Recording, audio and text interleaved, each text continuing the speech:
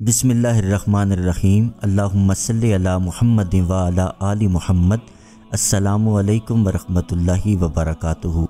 क्या आपने कभी बेचैन दिल के साथ आँखों में आंसू लिए सिर्फ़ एक दुआ मांगी हो, या रसूलल्लाह सल्लल्लाहु अलैहि वालैहि वसल्लम, एक बार बस आपका दीदार नसीब हो जाए।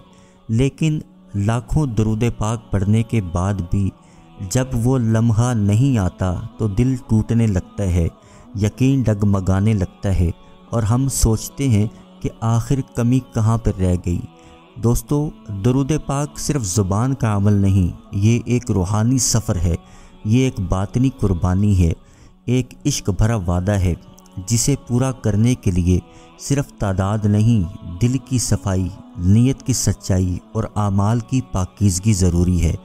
आज हम आपको बताएंगे कि किस तरह दरूद पाक की कसरत की जा सकती है और चंद छोटे मगर अजीम बातनी आमाल करके आपको ज़ियारत रसूल पाक सल्लल्लाहु अलैहि वसल्लम के उस मुकाम तक ये आमाल पहुंचा देते हैं कि जहां ख्वाब हकीकत बन जाते हैं और दिल का हिजाब हट जाता है।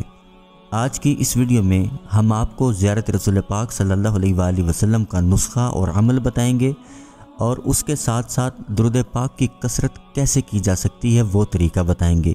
सबसे पहले हम देखते हैं कि दरूद पाक की कसरत कैसे की जाए।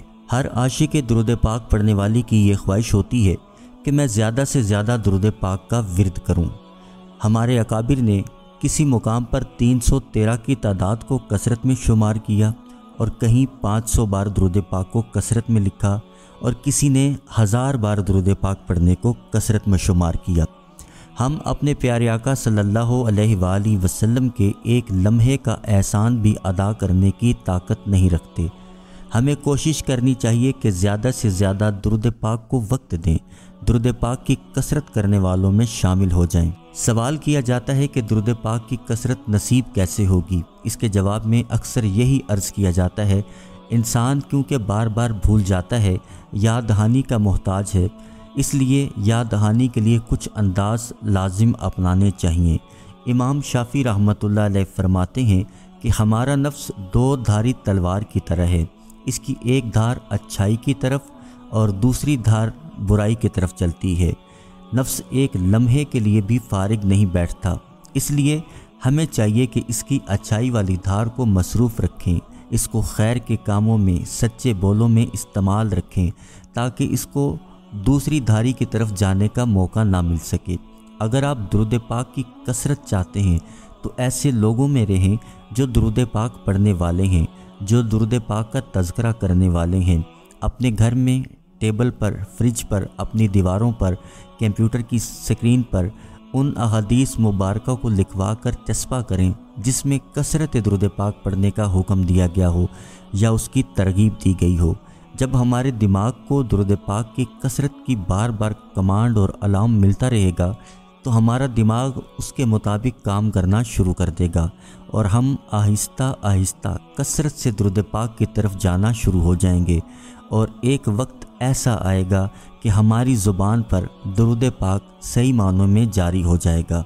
ज़ियारत रसूल पाक सल्लल्लाहु अलैहि वसल्लम के लिए नुस्खा वो ये है कि ज़ियारत रसूल पाक सल्लल्लाहु अलैहि वसल्लम के लिए दरूद पाक की कसरत बहुत मानी रखती है। यहाँ पर एक नुस्खा आपकी खिदमत में अर्ज़ करते चलें जो कि तजर्बात के बाद देखा गया, वो है सब्र व तहम्मुल। अगर हम दरूद पाक के सफ़र पर हैं और हमारे मिजाज में सब्र व तहम्मुल है तो हमें ज़ियारत रसूल पाक सल्लल्लाहु अलैहि वसल्लम की नेमत से नवाज दिया जाता है, किसी को देर से और किसी को जल्दी।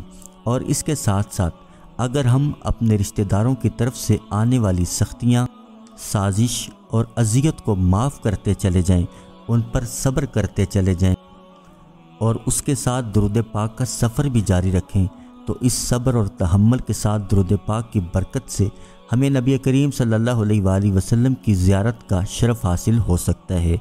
हमें चाहिए कि अपने मिजाज में सब्र को लेकर आएँ। अगर हमें कोई शरारती शख्स अजियत देता है, उससे इंतकाम लेने या उसकी तरफ से दी गई अजियत पर सोचने की बजाय दरूद पाक पर तवज्जो मरकूज़ रखें, उसका मामला अल्लाह के सपुर्द करते जाएं, तो हमारे लिए इसमें फ़ायदा ही फ़ायदा है। कुरान पाक में फ़रमान मौजूद है कि अल्लाह ताला का फ़रमान आलीशान है کہ صبر والوں کے ساتھ رہو، اور ساتھ جب ہم نبی کریم صلی اللہ علیہ وآلہ وسلم کی سیرت طیبہ مبارکہ کو دیکھتے ہیں تو صحابہ کرام اہل بیت کی زندگیوں کو دیکھتے ہیں تو ہمیں ان کی زندگیوں میں صبر اور معاف کرنا کثرت سے ملتا ہے۔ انہوں نے سازش کرنے والوں، ظلم کرنے والوں، رکاوٹیں پیدا کرنے والوں کو، آوازیں کسنے والوں کو، حسد کرنے والوں کو یا تو معاف کر دیا یا ان کا معاملہ اللہ کے سپرد کر دیا۔ یہ ہمارے پیارے آقا صلی اللہ علیہ وآلہ وسلم کی سنت بھی ہے اور ہمارے اکابر نے اس پر عمل کر کے ہمیں سبق بھی دیا ہے۔ ہم اپنے مزاج کے خلاف ہونے والے معاملات پر صبر کریں اور اللہ کی خاطر اپنے رشتہ داروں، تعلق داروں کو معاف کرتے چلے جائیں تاکہ اللہ کریم دنیا اور آخرت میں ہم سے راضی ہو جائے۔ زیارت رسول پاک صلی اللہ علیہ وآلہ وسلم کے لیے ایک عمل آپ کی خدمت میں عرض کرتے ہیں۔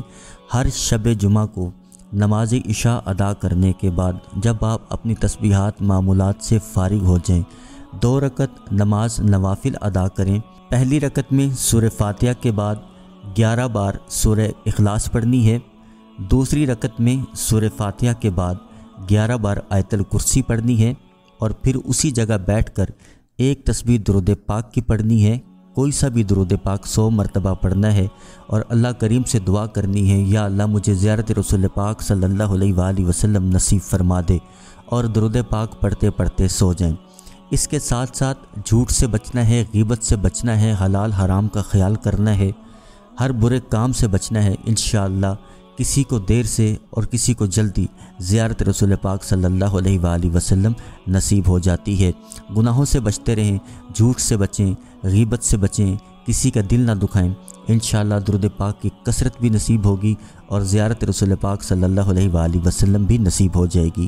اللہ کریم آپ کو، مجھے، ہم سب کو محبت سے، ادب سے درود پاک پڑھنے والا، پڑھوانے والا بنا دے۔